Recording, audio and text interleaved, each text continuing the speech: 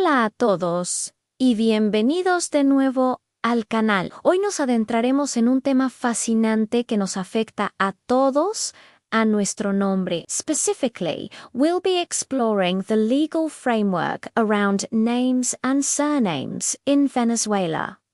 How are they assigned? Can they be changed? And what's the deal with pseudonyms and nicknames? Let's get into it. First, let's talk about surnames. For a child born within a marriage, the rules are pretty straightforward. But what about children born outside of marriage? The law is clear. Once both parents have legally established their relationship to the child, what is known as filiation, the child's surnames are formed in the exact same way as for a child born within a marriage. Now, things get interesting if this filiation is established asterisk after asterisk. The birth certificate has already been issued. According to Article 236 of the Civil Code, the child can then adopt the new surnames. To do this, they simply need to report the change to the National Identification Service, presenting the document or court ruling that proves their parentage. What if the child is still a minor when this happens? Article 237 explains that a parent can formalize the surname change, but they need authorization from a juvenile court judge. If the child is over 12, the judge will also hear their opinion on the matter.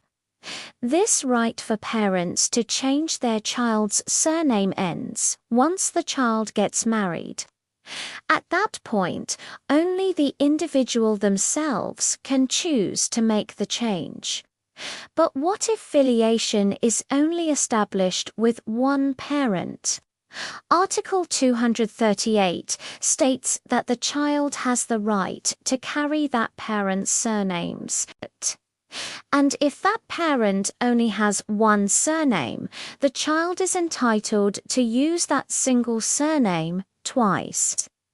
In the very rare case that a child's parentage is unestablished at all when the birth certificate is created, Article 239 directs the civil registry official to choose two surnames for the child, ensuring they don't harm the interests of any third party. If parentage is established later, the previous rules we've discussed will then apply. Next up, a topic that sparks a lot of conversation: the married woman's surname. The 1982 reform of the Civil Code in Article 137 explicitly states that a married woman may use her husband's surname. Notice the word may.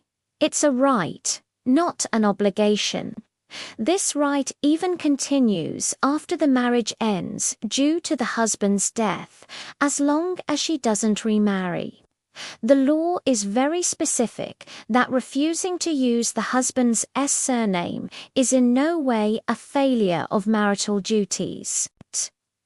Interestingly, older codes were silent on this, meaning the traditional belief that a woman had to take her husband's name was never actually a legal requirement.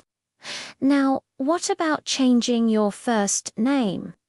This used to be incredibly difficult in Venezuela, but the Organic Law of Civil Registry from 2009 changed everything. Article 146 of this law allows any person to change their first name one time. The reasons for this must be serious. If the name is degrading, subjects the person to public ridicule, harms their moral integrity or reputation, or doesn't correspond with their gender, thereby hindering their personal development. This right isn't just for adults. Children and adolescents can also have their names changed through a request by a parent or legal guardian. An adolescent over the age of 14 can even request the change themselves.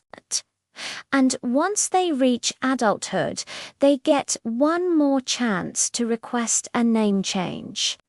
However, for children in family placement situations, a name change requires prior judicial authorization. The process for this change is handled administratively by the civil registrar, not through a court case, making it much more accessible. Let's shift gears to something a bit more creative: pseudonyms. Etymologically, the word comes from the Greek pseudo for false and onyma for name. A pseudonym is a fictitious name used by someone, often an author, artist, or public figure, to identify themselves in a specific field. It's not about hiding one's legal identity, but rather creating a distinct persona for their work. It's important not to confuse a pseudonym with a few other terms. A pseudonym is an active choice, a fantasy name you adopt. An anonymous work, on the other hand, is one without any author's name. It's an omission. A nickname, or a pseudo, is different as well. A pseudonym is self-created, while a nickname is typically given to you by others. A pseudonym is often tied to a specific activity, like writing or acting, while a nickname might be used in all spheres of your life. There are even different types of pseudonyms. Cryptonyms are used when the goal is genuinely to hide one's identity, to remain in the shadows. This might be due to fear of failure or a social position that makes it difficult to sign certain works. Then there are art names, where the goal isn't to hide, but to create a more memorable or fitting persona for the art world. Think of stage names.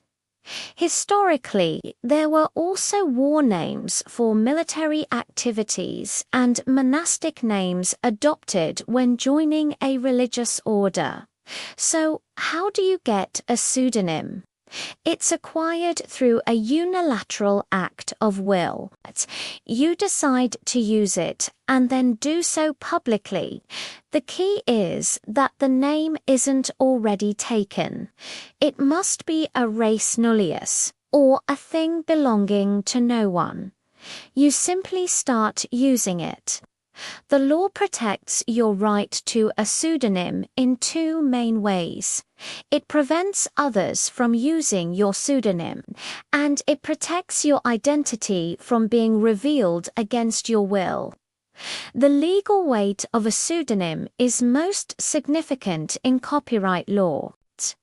The Venezuelan law on copyright has some important articles on this. Article 7 states that, unless proven otherwise, the person whose name or pseudonym appears on a work is presumed to be the author. This gives a pseudonym real legal standing. Article 8 adds that if an author's identity is unknown, the publisher is authorized to represent them and defend their rights. This protection lasts until the author reveals their true identity. The copyright for anonymous or pseudonymous works expires 60 years after the 1st of January of the year following its first publication. Finally, let's briefly touch on nicknames, also known as apodos or aliases. These are names given by third parties, often based on a person's characteristics or behavior. Think of historical figures like William the Conqueror or local folkloric characters. A nickname is imposed by others, whereas a pseudonym is chosen by the individual. While nicknames are common, especially in informal settings, they generally lack the legal protection granted to a pseudonym. They don't have juridical force, though they can sometimes be noted in police work to help identify suspects. And there you have it, a deep dive into the legal world of names, surnames, and pseudonyms in Venezuela. From how your surname is determined to your right to change your first name or create an artistic identity. The law provides a fascinating framework for this fundamental part of who we are. Thanks for watching. If you found this interesting, be sure to like, subscribe, and hit that notification bell so you don't miss our next video. See you next time.